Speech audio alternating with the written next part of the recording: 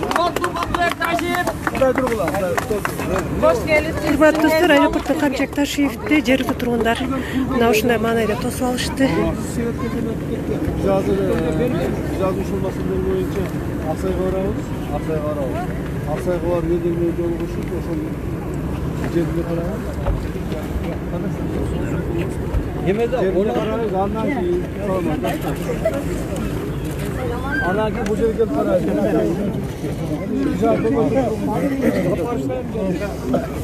Баягы не өзүң колуга. Түшүрмө ал эми оны кагаздар бар. Мына сатып жооп деле келген жок. Жооп келген жок. Бирок буюр сабыр жак барга жаткан сизге үлгүлбөй калды. Алды артыңызга жаткангасы. Жат болбогула Осындай алып кетип жатты. Өкмөттөн да келген жок. Сагайып кетти. Сизден жазап турап келди. Деңсаулык сизге. Азыр мына эч кандай бизден ошол үчүн жергиликтүү органдар менен сүйлөшөбүз. Федерация менен сүйлөшөбүз. Кайсылай проблемасы бар силердин негизги мүдөөсүн чечкен аракет кылабыз. Башка айда жок. Алла сизге денсаулык берсин. İşte verin. Kestik. Ortana açıklayın. Ne urmat. Bizim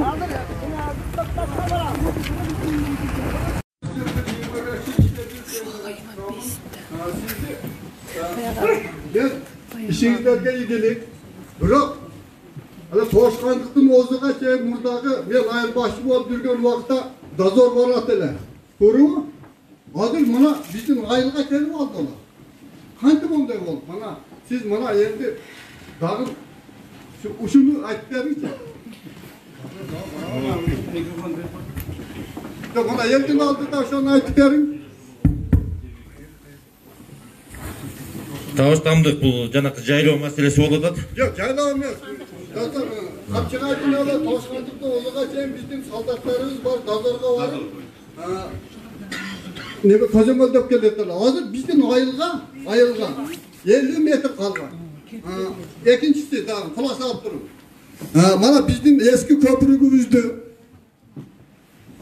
токтотуп койду. Эмне үчүн олар заставаны ошо айылдын башыга куруп жатат, onu токтотпойбуз биз. Ушунун кабарыңыз барбы? Ушуну көрүп кетиң мүмкүн болсо. Көрүп кетем. Обязательно келип туруп, жанакы Табыштамдыкка да барам. Табыштамдыкка барам жолдош генерал. Жанакы азыр маалымат берип атасыз, чек ара застава куруп атат деген. Бая былтыр 2 жыл мурун токтотконбуз ал жерде. Мен өзүм келип ошондо жолугушта катышкам, билесиздер.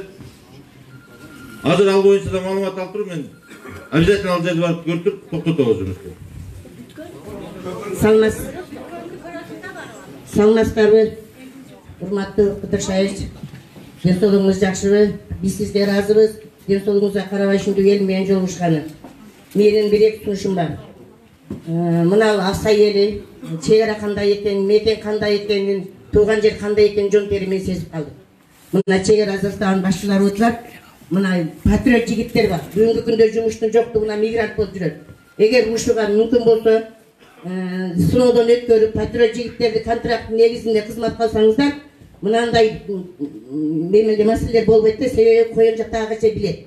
Бул биринчи сунушум. Экинчи сунушум мына Жолдош Баймолдов деген жетекчи өзөттөн ушул Аксай айылын түптөп кеткен. Андан кийин барып, границада турган Кызылбел айылын түптөгөн. Бүгүнкү күндө жаңы конуш ачып, ошол Жолдош Баймолдовдун айылын ыстап албай жүрөмүн. Мен былтыр жогорку кеңешке да комиссиянын кароосуна бергенмин. Ошол жаңы конуштун атын ошол кишиге алып берсеңиз. Анан үчүнчү сунушум, мен 4 жыл суу сактагычы боюнча 1 жылдан бери ошол маселени көтөрүп жүрөбүз. Биздин Баткендин элинин ырыскысы болгон, жашоосун уланта турган бир гана 4 жыл суу сактагычыбыз. Таштаналиев деген министр Бишкекте отуруп алып, 2020-жылы январь айында областтын балансына өткөрүп берген. 50 жылдан бери райондун балансасында турган суу сактагыч эмне үчүн Таштаналиев борбордо туруп алып, элдин жашоосу менен эсептешпей туруп, райондун баланстарын областка өткөрүп алып, Саратамда 2 gün 3 gün su bolbay kalıp el ошонун көтөрүлүп чыгып биз териштирип чыкканыбызда ошо Таштаналиктин буйругу менен областка өткөн. Сизден сураныш бүгүнкү күндө райондун балансына 50 жылдан бери турган 4 суу тапканча райондун балансына өтүш керек. Ушул сураным. Мына эмелер боюнча урматтуу апа жанагы мен отуруп сүйлөй берейинчи уруксат берсеңиз. Мына ол эмелер боюнча жанагы жаштар боюнча мен жана айтпадымбы биз погранслужбаны күчтөндүрөбүз деп. Так? Демек анын ичинде көп нерсе бар да. Адамдар бар, башкалары бар.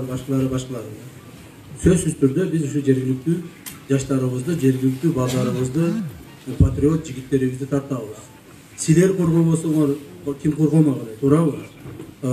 Башка жактан алып келип, же болбосо тияктан бияктан эме кылбай, силерди тартабыз сөзсүз. Бул маселени буюрса мен мына бүгүн эле барып президенттин алдына койсом, өкмөт менен сүйлөшүп каражат маселесин чечсек, андан кийин штаттык уюштуруу иштерин погранслужба жүргүзөт.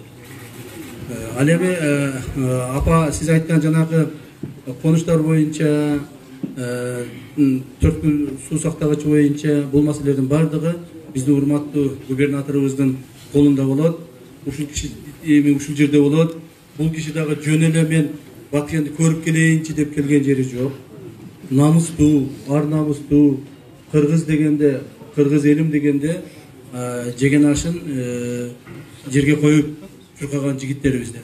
Ошондуктан ар бир көйгөйүңүздөрдү бул киши чечет отуруп алып. Акимдерге тапшырмаларын берип, жергиликтүү бийлик органдарына тапшырмаларын берип, бая бекер айткан жок, Баткен облусуна өзгөчө статус берүү боюнча маселе каралып атат деп. Эгерде ошону биз бере турган болсок, Баткенде генерал губернатор болот. Жергиликтүү бийлик органдарынын жетекчилерин өзү коюп өзү ала турган болот. Так? Чечимдерди ушул жерден өзү чече турган болот. Ушул жерде өзүнүн финансылык мүмкүнчүлүктөрү болот. Ал эми азыр губернатордук андай мүмкүнчүлүктөрү жок билесиздер. Мына ошого биз мүмкүнчүлүк беришибиз керек. Бул бир угуп туруңуз апа. Бул бир гана Баткен облусу үчүн болуп атат. Башка облустарда мындай болбойт. Рахмат. Урматтуу Камчыбек Кытышаевич, мен Кадам жайдан атайын келдим. Сиздей Кыргызстандын сыртынан көрүп турганыма курсантмын. Алла ден соолугуңузду, саламатчылыгыңызды берсин биздин бактыбызга. Мен Кадам жайдын элинин атынан суранганы келдим. Биздин стратегический объекттерди Өзбекстанга өтүп кетпесин. Ушуну алың, сактап калың деп катты жөнөткөнбүз, бирок катыбыз ушул күнгө чейин жоопсуз жетпей атат. Өзүңүзгө лично тартып койсоңуз. Мына өткөндө мен бир нерсе айтып коеюн, капа болбойсуздар. Өткөндө биздин бир баягы эми бир саясатчылардын бир адамдары окшойт. Баягы турбаны көрсөтүп атат. Мына ушул турба менен полный газ мына Өзбекстанга кетип атат. Мына көрдүңөрбү турбаны деп каплап, ошентип видеону кылып көрсөтүп, мына ушинтип биздин мамлекет талаптан жеп атат деп видео кылып чыгарды да. Ана мен Разаевга видеону жөнөттүм. Мына видеону көрдүңөрбү? Ушу текшергилечи деп. Текшердиңизби? Айтып бериңиз ошону. Кеңешет көтүрүп тартайчы. Ал боюнча текшерүү жүргөн. Ал газохранилище, Сох газохранилищеси 2011-ден бери өз ишмерлигин жүргүзбөйт экен. 2011-ге чейин Өзбекстан колдонуп келген. Бул Бухарадан келген газды ошол жерде токтоп туруп, анан кийин дальше башка областтарга берип жүргөн, ошо жанагы көрсөткөн турба менен. 2011-жылдан бери ал жерге газ келбейт. Демек, ал жанагы көрсөткөн турба боюнча газ эч кандай Өзбекстанга кеткен жери жок бүгүнкү күндө. Нефть боюнча да, нефтага жетет деп айтты. Ошол эле турбаларды көрсөтүп, ошо нефть, ага чейин видео чыккан, нефть кетип атат деп. 2 видео чыккан. Биринчисинде жолдон өтүп кетип, бирөө тартып көрсөтүп алган. Кетип атат деген ошол турбаларды көрсөтүп, ал жерден жанагы мен айткандай, 2 турба болот. Биринчи турба боюнча газ келип турган убагында, экинчи турба боюнча Өзбекстанга жанагы жерден распределение болуп турган. Бүгүнкү күндө андай газ кеткен жер жок. Бул комиссияда да текшерип алганбыз. Такталган жок.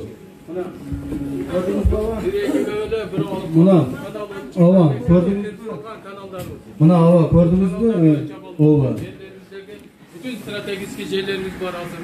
Kanal, oşol bayağı emelerdeki. Ayarlarını veriş mümkün emesse, almashtırışlar mümkün emes. Misal için Karacan takmayan almastıra durgan bolsa, oşoğa randan narsa yerlerdi bersengizler. Doğru. Bunu Hazreti Ahmet aytып ötmedi. Egerde biz Kapıstan oşol bizdin koңшуларыбызга, урматтуу koңшуларыбыз менен жер алмаштыра турган болсок, 1 метр жер бере турган болсок, biz 1 metreden kem albayбыз. 1 metreden aşağı alışımız mümkün.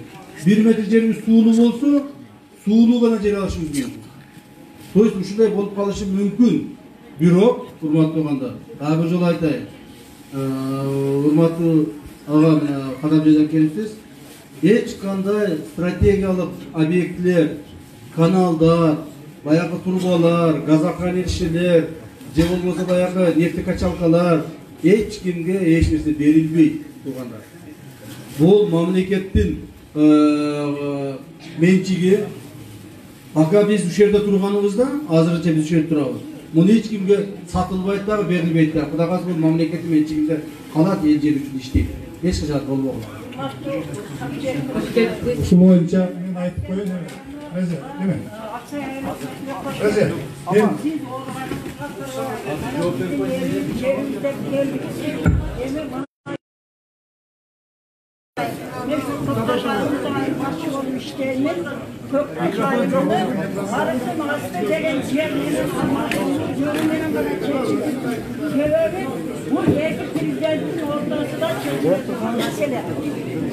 Bu mesele çetinlikçe bizge status verilgen.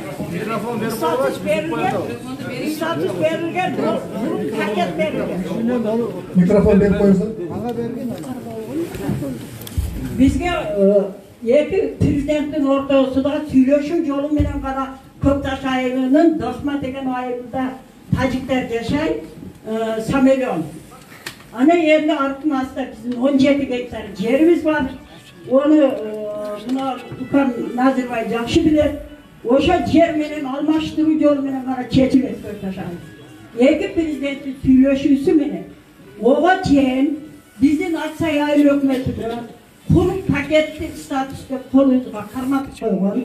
Oşol statusga yok degende su, nalog, siver, oşolardı boşadık durur, pensiya, pasoyalardı kötörür. Bizdin yerge pul kamsız bolsa, elimiz kıynalbasa, fakat cırgap yaşasa degen, oy menen şu statüste bizge paketli jarım kılıp verseniz turan keter.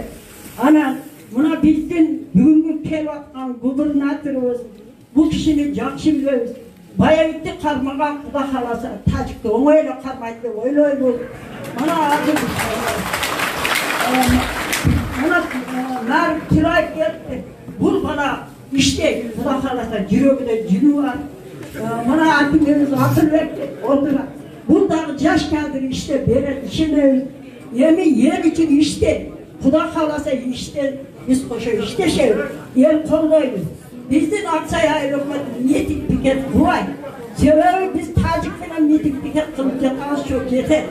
Biz birlikte kollayız, birlikten birgeyiz. Yakşı bizim atımızdan sananaydık. Ben Cenab-ı Emeğe cevap verip koyuyor, Cenab-ı Kadamca arkadaş geldi bu. Cenab-ı Emeğe ötüp ettiğim konuşacağız. Cenab-ı Aytat'ta obyektleri ötüp etti. Bu yerde men ойлоп объект дегенде бул жерде жана канал, ана жана ачмайда турбалар боюнча болсо керек. Ал жерде эч кандай эме өткөн эмес. Мен өткөндө өзүм келип ошо арыз жазган экен. Кадамжайда ошо бүт ошол айлык бөлөктөрдүн тургундарын чогултуп алып, ошол жерде чогулуш өттүм эле мен акимдин катышуусунда. Демек ошол жерде бул маселе каралган. Жанагы канал өтүп кетти, андай өтүп кетти, эч качан өтпөйт. Ал биздин канал биз бербейбиз. Да ушуну ошол ал жер договорго кирген жер.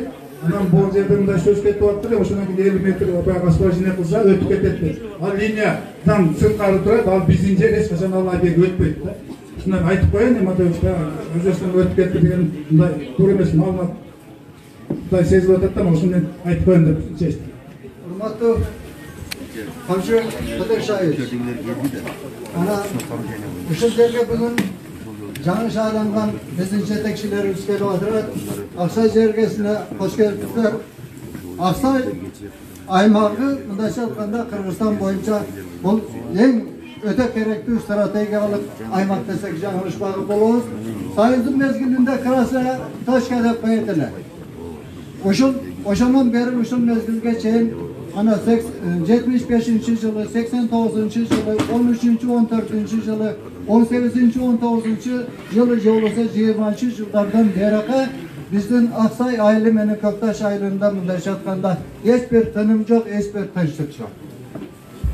Ушул ana өткөндө мен өзүмө керектүү bir жерден тапкан эле документтерди бардыгына мурдагы губернаторлорго дагы кечеги бул өзүбүздүн зам губернаторго акимге дагы бетип ошолорду 2000-жылы 27-январда баягы протокол түзүлгөн. Тажик менен Кыргызстандын ортосунда. Бул Москвадан келишкен буга 6 адам Тажикстандан, 6 адам Кыргызстандан эле кол койгон. Ошондо Тажикстанга биздин жерибизден 402 гектар жер аларга берилген. Бирок ошол жердин ордуна биздин Аксайга 450 литр алар суу бериш керек болчу.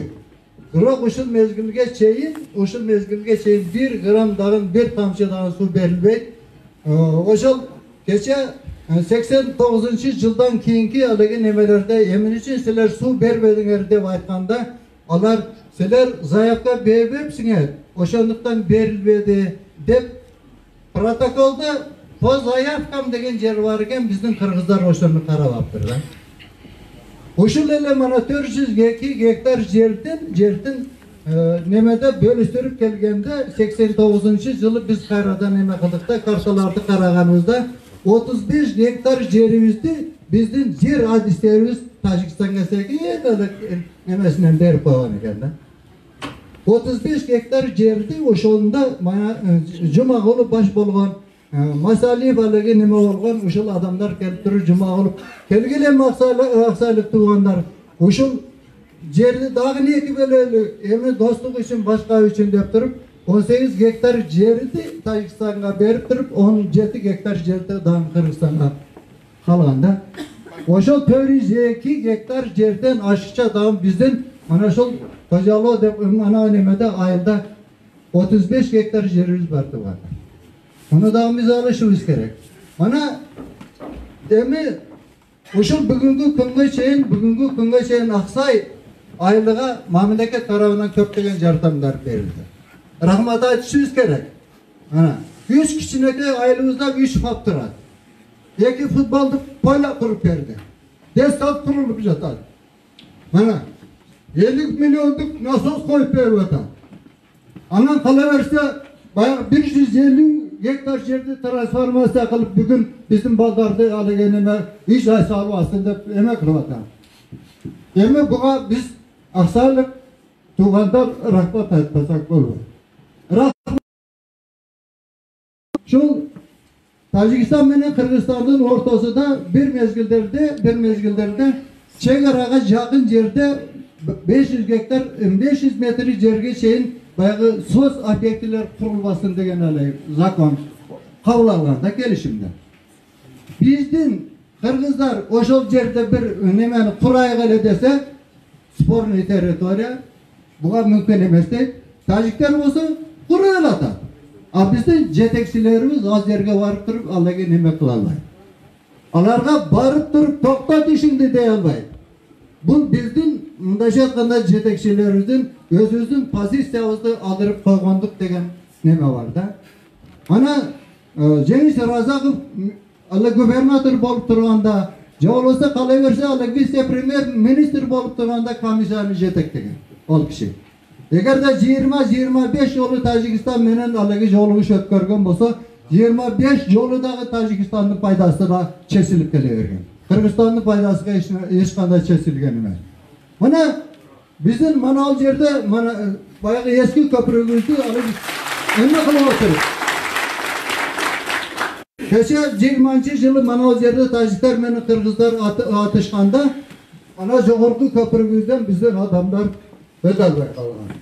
Ошондо элдин талабы боюнча эски көпүрүбүзгө көпүрүк куруп, бүгүнкү күндө 17 миллион сом каралып көпүрүк Yarım jartılay bütkende taşlar gelip durup toktat köprü. Olarga barıp pretenziya koya albaşımız gerek. Daima taşlardan alıp açanını yapmaz. Anam tuğanlar. Ana oşu yerde video kazanıyorlar da yemek kılan. Tacikistan'dan video kazanıyorlar bütünde Kırgızlardı karaptılar. Kırgızlar emine kılıp jatar. Alemi Kırgızstan'dan video kazanıyorlar. Özümüzden adamlardı karaptılar. Uşular kayaka vardı, kayaka vardı şimdi de oturup. Onun için o video kazanıyorlar Tacikistan'dan alıp ayarını karaptırmaydı da.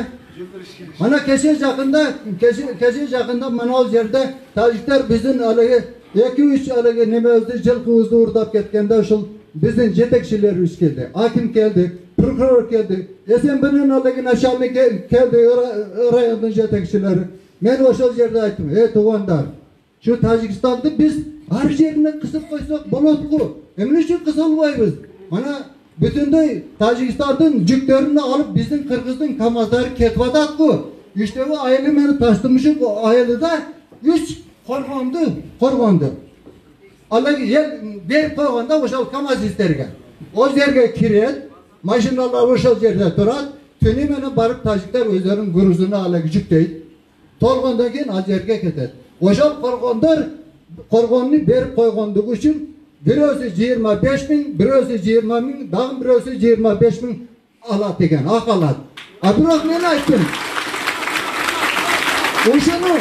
Oşunu emin için közlemedip çoğulusu kantarabandan isteler karma vaysınlar desem, prokuror menen SMB aytat, SMB'nin aşağını aytat.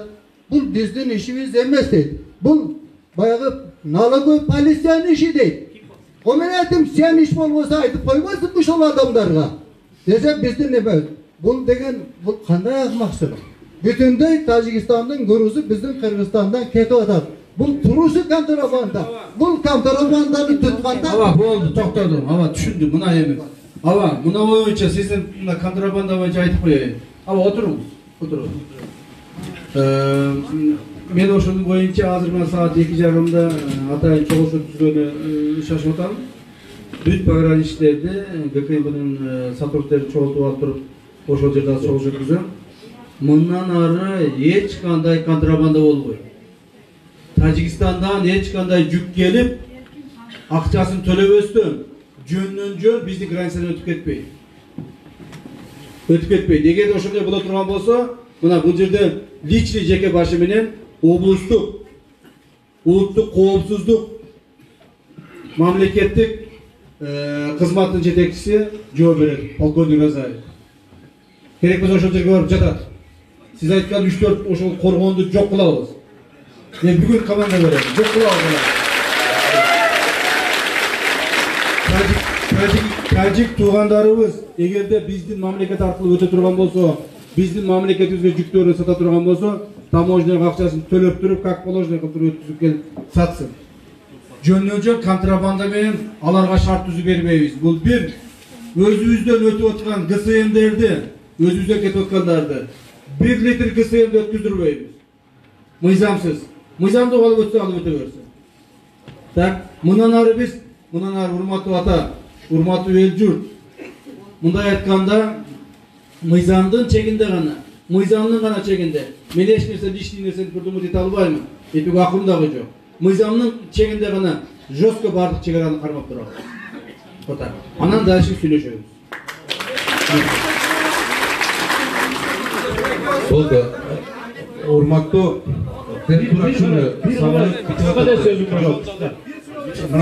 bir ele gazetesi tüleysin o şöyle hakim menen zam gubernatörüne toşoğa soru veresin. Урматтуу саламатсыздар, урматтуу жетекчилер, урматтуу Компьютер Кадыршаев. Мен жана эле Аксакалдын сөзүнө эле кичине кошулуп кетейин. Мына Аксайын тургунумун. Мына биздин жайыт боюнча сизге кандай маалымат барган, урматтуу Компьютер Кадыршаев? Мен ошону кичине кыска айтып өткөзөйүн.